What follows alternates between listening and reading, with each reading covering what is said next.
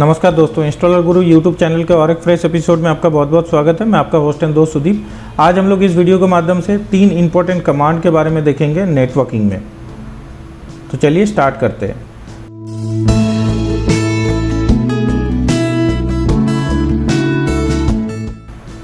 जब आप कोई भी ऑफिस में या घर में जो कोई भी नेटवर्क एस्टेब्लिश करते हैं तो नेटवर्किंग में बेसिक कुछ कमांड लाइन जान के रखना बहुत ज़रूरी है। आज हम लोग 3 इंपॉर्टेंट नेटवर्किंग कमांड के बारे में जानेंगे।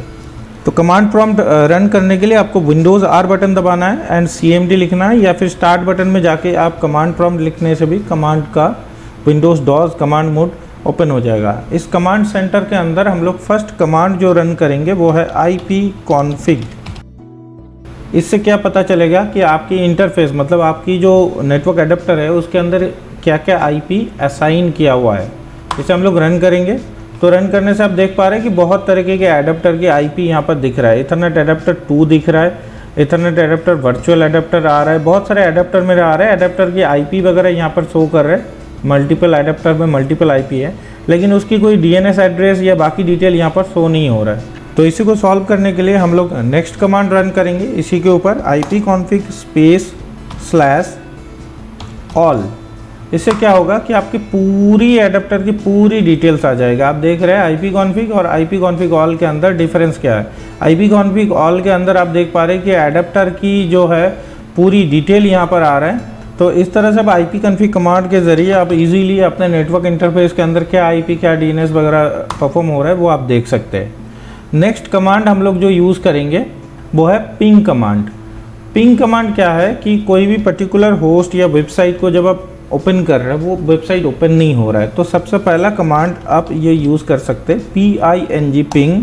उसके बाद पर्टिकुलर उस IP या पर्टिकुलर उस डोमेन की नेम। जैसे मैं google.com को यहाँ पर पिंग करना चाहता हूँ, तो यहाँ पर google.com जैसे ही पिंग किया तो मेरे पास यहाँ पर IP से रिप्लाई आ रहा है google.com के सर्वर से, और सर्वर की जो टाइम है वो 102 ms मतलब मिली सेकेंड में आ रहा है। यहाँ पर 11 मिली सेकेंड, 7 मिली सेकेंड, 15 मिली सेकेंड इस तरह से आ रहा है। तो यहाँ पर जो है पिंग कमांड के ज़रिए हम लोगों ने पता किया कि उस google.com जो हम लोग टाइप कर रहे हैं अपने ब्राउज़र पे वो एक्चुअली रीचेबल है कि नहीं, उसकी पर्टिकुलर IP क्या है।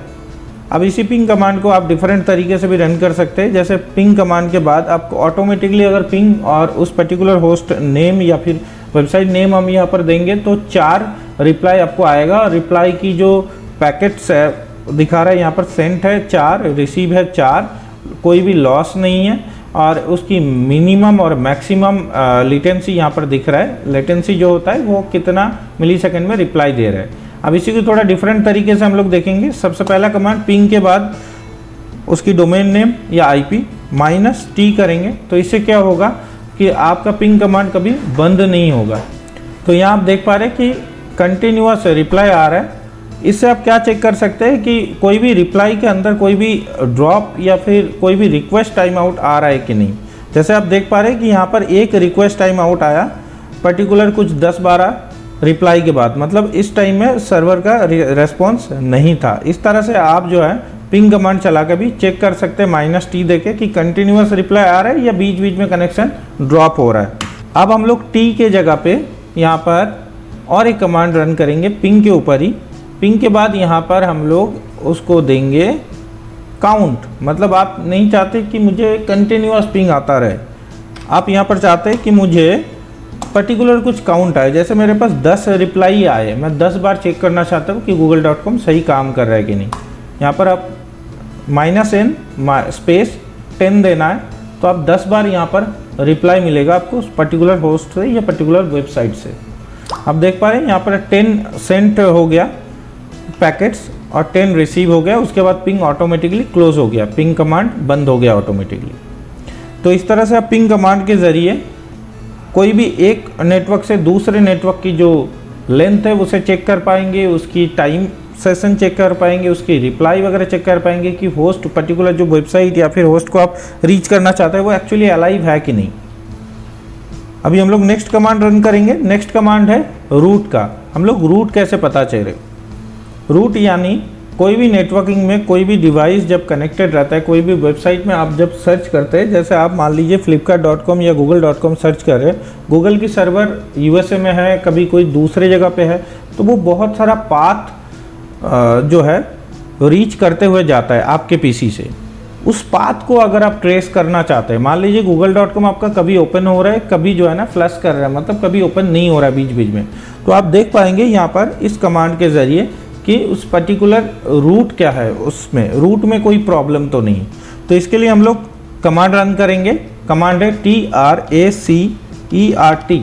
उसके बाद हम लोग होस्ट का नेम देंगे जिसको हम लोग रीच करना चाहते हैं और एंटर करेंगे। तो यहाँ पर ट्रेसिंग रूट टू google.com का IP आ गया। इसके बाद इसकी रूट ट्रेस हो रहा है। रूट में पहला जो IPs वगैरह है वो आपके इंटरफेस के IP होगा, आपकी गेटवे IP होगा, देन आपकी जो लोकल ISP है उसके IP होगा। उस ISP से होते हुए कौन सा ISP तक ये प्रोवाइड कर रहा है, गूगल जाते हुए google.com तक पहुंच रहा है और आपको रिस्पॉन्स कर रहा है, वो इस कमांड के ज़रिए आप देख पाएंगे।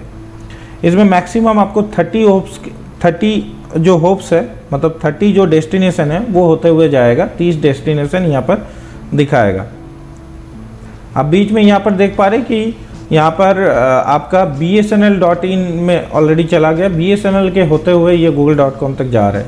और बीच में आप देख पा रहे हैं ये रिक्वेस्ट टाइम आउट है, मतलब ये वाली जो रूट है या जो राउटर है ये अभी बंद है या फिर रीचेबल नहीं है।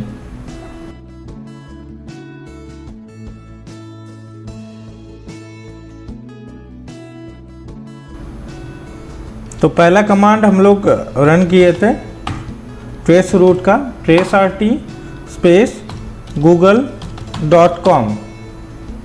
इसे हम लोग जैसे एंटर करते हैं तो यहाँ पर 30 होप्स जो है आपका रूट को ट्रेस करेगा। 30 मैक्सिमम रूट को यहाँ पर ट्रेस किया जाएगा और इसमें आपका IP to domain name to IP resolution जो है, DNS रेजोल्यूशन, वो यहाँ पर जो है किया जाएगा। जैसे आप देख पा रहे हैं कि broadband.acdcrop.in यहाँ पर जो है डोमेन नेम रेजोल्यूशन हो रहा है। यहाँ पर डेल 1 ऐसा करके रेजोल्यूशन आ रहा है, नेम रेजोल्यूशन। आप अगर नेक्स्ट कमांड जो हम लोग रन करेंगे, हम लोग बिना डोमेन नेम रेजोल्यूशन का ट्रेस रूट करेंगे। तो वो कैसे करेंगे? TRACERT करने के बाद हम लोग स्पेस देंगे, माइनस करेंगे और यहाँ पर लिखेंगे D और एंटर करेंगे। तो यहाँ पर क्या है, आपका फास्ट रूट ट्रेस हो जाएगा ओनली IP के थ्रू।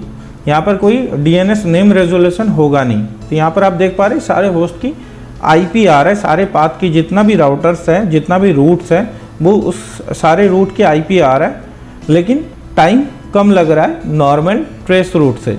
तो इस तरह से आप इस 3 कमांड के ज़रिए नेटवर्किंग में बहुत अच्छे तरीके से कोई भी पर्टिकुलर होस्ट की रीचेबिलिटी, उसकी रूट, उसकी अवेलेबिलिटी एंड होस्ट की IPs वगैरह चेक कर पाएंगे। तो फिलहाल के लिए इस वीडियो में इतना ही। देखने के लिए आपका बहुत बहुत धन्यवाद। अगर कोई सवाल सुझाव रह गया तो नीचे कमेंट सेक्शन में ज़रूर लिखिएगा। जय हिंद, वंदे मातरम।